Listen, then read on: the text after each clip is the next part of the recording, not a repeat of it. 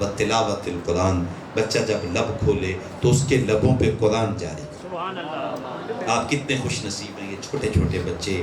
حالانکہ مساجد میں دیکھا جاتا ہے کہ ناظرے پڑھنے والے بچوں کو ناظرہ بھی صحیح پڑھنے نہیں آتا ہوتا، اور آپ کے بچے قرآن مجید کی صورتیں حفظ سنا رہے ہیں اور ساتھ ساتھ ان کا ترجمہ بھی سنا رہے ہیں۔ تو یہ آپ کے لیے میں سمجھتا ہوں کہ یہ آپ کی بہت بڑی کاوش ہے جو لوگ اس میں شامل ہو رہے ہیں اور ان بچوں کو اس طرف راغب کر رہے ہیں، مختلف انعامات دے کر کے۔ خاص طور پہ عزیز محترم حضرت علامہ مولانا قاری محمد جمیل صاحب، ان کی محنت نظر آ رہی ہے۔ تو یہ بہت بڑا کام ہے، یہ چھوٹا کام نہیں ہے، یہ بہت بڑا کام ہے اور ہمارا کرنے کا کام ہے۔ یہ ہم والدین کی ذمہ داری ہے کہ بچے کو قرآن سکھایا جائے۔ یہ تین چیزیں جب ہم بچے کو سکھا لیتے ہیں، حضور کا پیار، حضور کی آل کا پیار، اور تیسری چیز قرآن مجید کی تلاوت، جب یہ تین چیزیں بچہ سیکھ جاتا ہے تو وہ دنیا کے کسی کونے میں بھی چلا جائے، وہ کسی ماحول میں بھی چلا جائے، وہ جس جگہ پہ چلا جائے گا اس کے ایمان کو پھر کوئی متزلزل نہیں کر سکے گا۔ لیکن یہ تین چیزیں ہم نے اپنے بچوں کو دینی ہے۔ مسجد کی ذمہ داری ہے، محلے کی ذمہ داری ہے، اور سکول کالجز کی ذمہ داری ہے کہ وہ ان تین چیزوں کے اوپر ابتدائی طور پہ خاص طور پہ زور دیں۔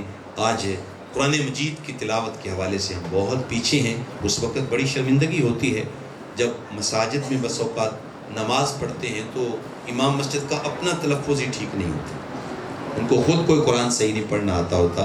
شہروں میں الحمدللہ آپ جیسا ماحول پھر بھی کافی اچھا ہوتا ہے، لیکن دیہاتوں میں جاتے تو بہت سادہ قرآن پڑھتے ہیں۔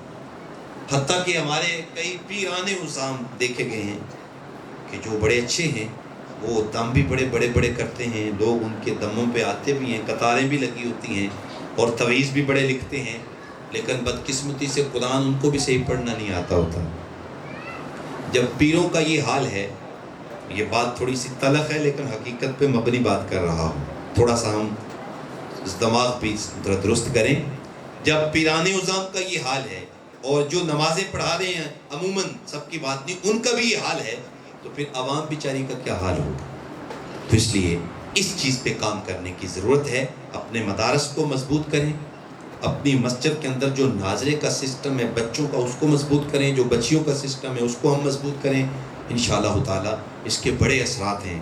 قرآن مجید فرقان حمید میں جتنا زور اور جتنا جب وہ مقام رکھا گیا ہے، ہمیں اس کے بارے میں بتایا ہی نہیں گیا۔ بس اقبال کی ایک ربائی پیش کر کے میں اپنی گفتگو کو سمیٹتا ہوں۔ وہ کہتے ہیں آن کتاب زندہ قرآن حکیم، حکمت لا یزال است قدیم، نسخہ اسرار تکوین حیات، بے ثبات از قوت تشکیر ثبات۔ اقبال کہتے ہیں یہ کائنات فنا ہو جانے والی ہے، اللہ کی ذات باقی ہے، اللہ کا کلام قرآن مجید بھی باقی ہے۔ فرماتے ہیں جو قرآن سے جڑ جاتا ہے اللہ تعالیٰ اس کو بھی بقا عطا فرما دیتا ہے۔ اگر اس دنیا میں باقی رہنا چاہتے ہو تو کوئی قرآن کی نوکری کر جاؤ، کوئی قرآن کی خدمت کر جاؤ، انشاءاللہ تعالیٰ ضرور اس کے اثرات دنیا میں بھی ہمارے اوپر مرتب ہوں گے، اور دنیا سے چلے جانے کے بعد بھی ہمارے اوپر قبر کے اندر بھی ان کاموں کے اثرات ہمارے سامنے مرتب ہوں گے۔ دعا ہے اللہ تعالیٰ جل شانہ میرے ان ٹوٹے پھوٹے لفظوں کے اندر اثر کی شرینی ڈال دے اور ہم سب کو توفیق عمل عطا فرمائے۔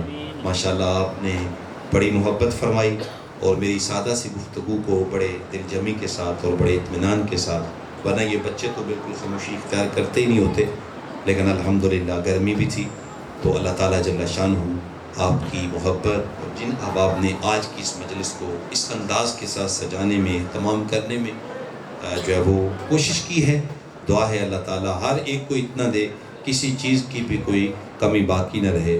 ہمارے ماشاءاللہ چودھری شوکت صاحب ہمیشہ ان کاموں کے اندر دلچسپی رکھتے ہیں، دیگر انتظامیہ کے جو دوست احباب ہیں وہ بھی رکھتے ہیں۔ اللہ تعالیٰ سب کی یہ اس طرح کی کاوشیں اور اس طرح کے لوگوں کو ہمیں عزت دینی چاہیے کہ یہ لوگ جو دلچسپی لے رہے ہیں یہ قابل عزت لوگ ہیں۔ اللہ تعالیٰ ہمیں بھی کتاب رحمت کے کام میں ہمیں دلچسپی لینے کی توفیق نصیب فرمائے۔ آمین۔ وآخر دعوانا الحمدللہ رب العالمین۔